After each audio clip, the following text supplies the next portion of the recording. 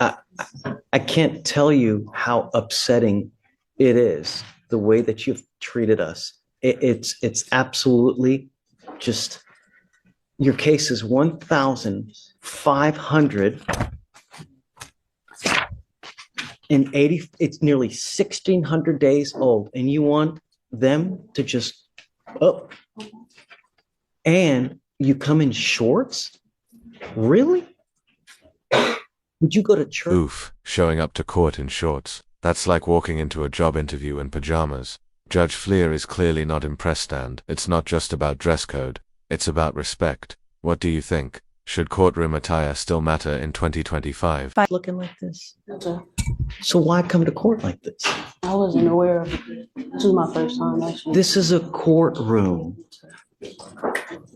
Don't play this. I didn't know. It is a courtroom. You should know how to address in a courtroom, considering that your case is nearly 1,600 days old. How many years is that, Ms. Napoleon? 4 years.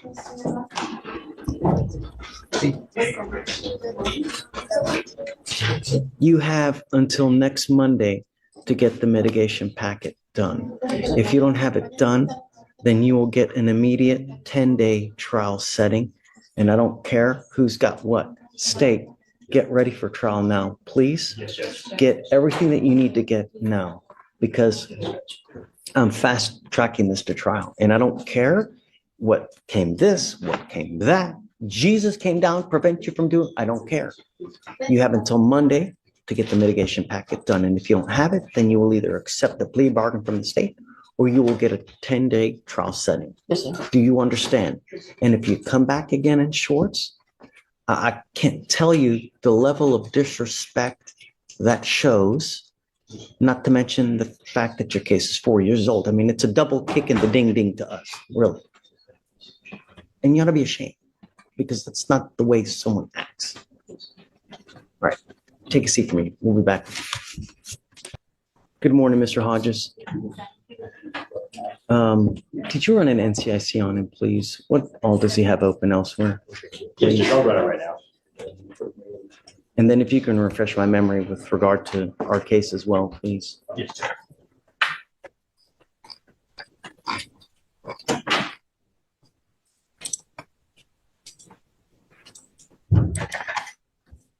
In regard to open cases, it appears in Galveston, he has an open UCW, DWI, and a collision involving damage to a vehicle equal to $200. So it's an FSGI, DWI, and the UCW. Yes, Judge. And then in regard to this case, the officer responded to a criminal mischief and made contact with the complainant, where the complainant stated he woke up and realized his tree had been ran into. He checked the surveillance and observed the defendant's motor vehicle colliding into the tree, traveling at a high rate of speed, and observed the defendant appearing to get out of the motor vehicle, walk in front of the vehicle, then get back in. And the officer later observed tire marks. Hold up, he's got 4 open cases, including multiple DWIs, and now he's asking for more driving freedom. Judge Fleischer's patience is wearing thin, and honestly, can you blame her? Would you trust this guy behind the wheel at 2 a.m.? On the landscape leading up to the tree, damage to the bricks around the tree, as well as damage to the tree itself, leading to damage approximately $200 for the grass and bricks and $2,500 for the tree. And this is like, it's in the middle of the night, right? Yes, sir. Right. Okay. What would you like? Judge, I'm asking for the driving condition and the curfew. I get it, it sounds bad, but Judge, he's unable to work. He's an electrician. He works throughout the night sometimes. Oh, I'm not, I don't want you out in the middle of the night, Mr. Hodges. You have 4 open cases and you're out. You already were given one chance when you got on bond for those 3 cases out in Galveston. Now you've picked up another case in the middle of the night. Are we able to lift the no driving restriction then, and maybe do 5 to 10 p.m.? It's just the 6 to 6 kind of interfere with his work schedule, like I said, but I understand completely not wanting to drive at night. What's the curfew now? I think it's 6 to 6. It's 9 p.m. Oh. No, I don't do that bad. It's 9 p.m. to 6 a.m. What do you want, Mr. Hodges? I'm not giving you in the middle of the night. I'm telling you now, you have 4 open cases. 2, this is a potential DWI. So it's really a DWI and a second DWI. And you want me to let you out in the middle of the night? Can we just lift the no driving restriction, Judge? Because it's daytime from, Can you run his license? Yes, Judge. it's not eligible, but he has an ODO. Yes, Judge, I'm saying not eligible. He has an ODO license, Judge. Did he have an interlock in his car at the time when he got here?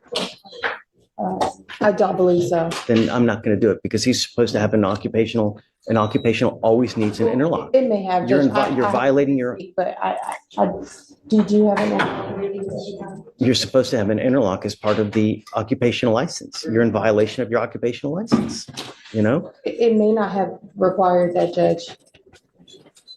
Because I'm not on the Galveston case, but. Show me, do you have a copy of the occupational I license? get you. Show it to me. Let me take a look at it and then we'll see. Mr. Hodges, just take a seat for me momentarily. When you find it, come back down. Okay, will do. I have the granting of the occupational driver's license. The reason it didn't require interlock is because he had it prior to this. He got it for tickets that were unpaid because he didn't have insurance. He has current active insurance. I have the ODO right here. Who gave it to him? Is it a JP court? Yes. Can imagine knowing that he has that open DWI in Galveston and knowing that he has now picked this case up here where it has an alcohol. I can't imagine that they're going to let, you know, Right now it is still active. So are we? I don't know how comfortable I feel with him driving. Are you mom? Come on up, mom. Come up, Mr. Hodges.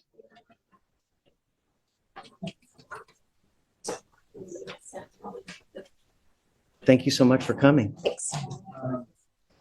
How's it been not driving? Not enjoyable. Blows, right? Good. Wonderful. Because I want you to understand, it is a privilege. It's not a right. And we do everything in our power here to ensure that we don't kill anyone on the road. Watch the news. Every day, someone dies on our roads because of an alcohol-related collision. It's disgusting. And you're familiar with everything that he has open. Yes, I also am familiar that one of my husbands was killed on the road by someone that was drinking as well. It's disgusting. It's so sad, you know? And I took his privilege to drive away because of what's going on with Galveston. And now here we have the same situation here. They didn't charge him with DWI here, but very well could have been. And so the idea is to get you to appreciate it, to really feel the pang of not being able to drive, because I want you to realize it is an absolute privilege, and it is a great privilege. And to live in a city this big without the ability to drive really, really blows. That's just it. And I don't know if you really appreciate it. You coming up here and just telling me, oh, I'm so sorry, I'm hurt. That's not enough. I need to know that you really do appreciate the fact of how big and powerfully awesome it is to drive. I'm not ready yet to let you drive. I need to see some kind of proactivity showing me that you really appreciate being able to drive. But as it stands now, it's been 30 days since he's had this case here open. He's got the 4 cases over there. And I can tell you now, the judge that granted that license, if that judge now knows all these cases are open, I would bet my pinky toe that that judge would revoke that license now. Because I don't think any judge wants their name on a license with that kind of baggage to it. So I'm sorry.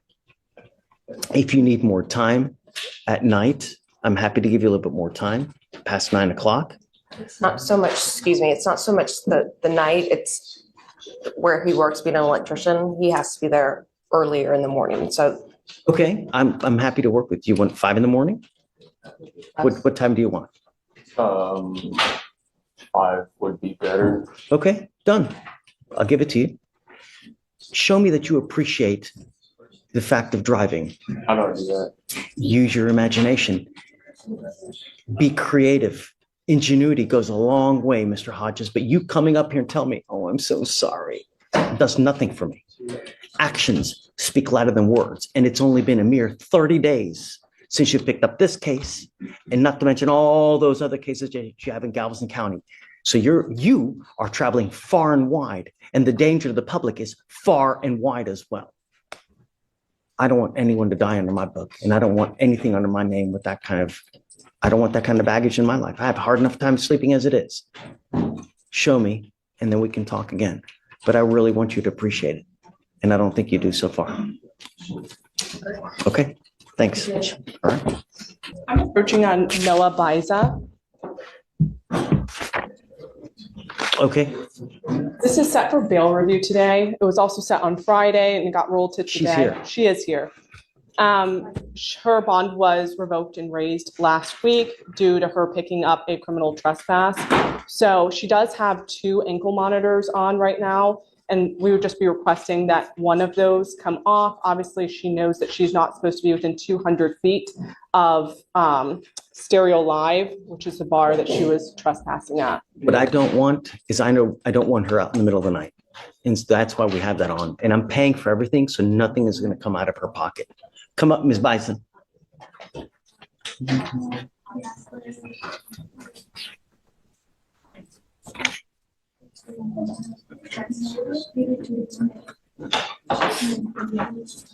She had the open DWI, just doing whatever she wants to do. And now she picks up another case out in the middle of the night. Nothing good happens at 2 a.m. And I don't want you out in the middle of the night. And the only way that I can enforce that is with the ankle monitor. Because if I take that off, you can run amok and I have no idea what you're doing, where you're going, and what's going on. I'm like I said, I'm paying for it, so it's nothing out of her pocket either. Things I take cost off of everyone so that it's never an issue. I know that and I'm sorry that it's uncomfortable. Well, I'm not really sorry, but actions have consequences. You now see, and I'm going to tell you, you violate conditions again. Get ready for that bond. It's going to sprout legs. It's going to be, you understand? Show me after a while that we can trust you and perhaps we can talk. But you're just now getting out of jail after violating conditions over and over. Thanks. Understood. Okay. Thank you. So you're now out of jail. You have a lawyer. It is your responsibility to stay in touch with them, and they will tell you when you have to come back to court. If they tell me they can't get a hold of you because you're playing games, you're ducking and dodging, you pick up a 3rd case, violate conditions again, there goes the bonds. Do you understand? Okay, stay in touch with them, and they'll tell you when you have to come back to court. So I'm going to waive the appearance so that she's whatever you guys need. Thank you. Okay. And she did just complete IOP, and then she is planning to enroll in SOP prior to potentially entering into any other program that the court might have available. So, yeah, it's up to you guys. Whatever I'm just here. I just want to make sure that she's not out and about and continuing to party. According to her, she wants to go to school for this. She wants to go to school that. If you really. This is peak courtroom wisdom. The judge just dropped a life lesson better than most TED Talks. You can't buy back time. Young, wild, and wasting it hits hard. If you could, what would you tell your 20-year-old self? How old are you, ma'am? You have something that I can't buy. I have money, right? I've got a ton of money here, there. Steven's got a lot of money. But you got something that I can't buy. You got something Bill Gates can't buy. You got something that Jeff Bezos can't buy. Do you know what that is? No.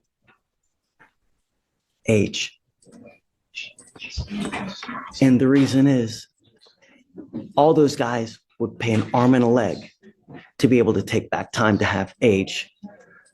But what matters is what you do with the age that you have. If you do nothing, it's a complete waste. If you're going to school and if you really care about the future, then you're going about it all wrong by continuing to pick up cases, partying, going to a bar and refusing to leave the bar because I've got to wait for my drink.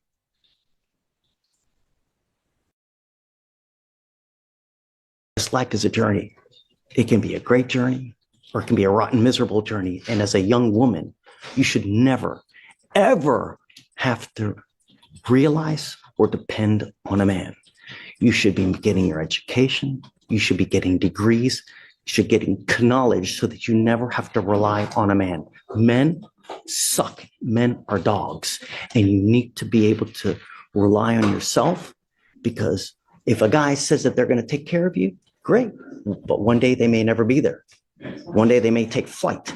And if you don't have an education, if you don't have a career, if you don't have knowledge, you'll be destitute, penniless, always dependent on a man.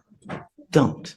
Become a strong woman with knowledge, because then that life becomes a great life. Because this life is only about one thing.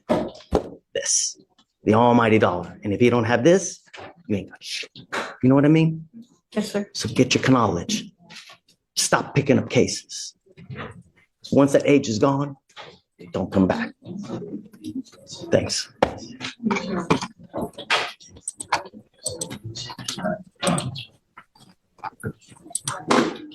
Your Honor, my client does have class from 5 to 9, 6 to 9, my apologies. And I know she has a curfew right now that is imposed. Would the court be amenable towards pushing that curfew back a Absolutely. little bit? Show me proof that you're in college or that you're in class and that the class goes at that time. I'll happily give you time to go home. Of course. Yeah. But I'm not going to take your word for it. Show me that you actually enrolled. You got like either a syllabus or whatnot. And then I'll, of course, am always amenable to working around a schedule for school. Of course. Just show me and then we'll do it. We'll present her to the court. Please. Thank you, Your Honor. Of course. May we be excused? Yes, ma'am. Thank you.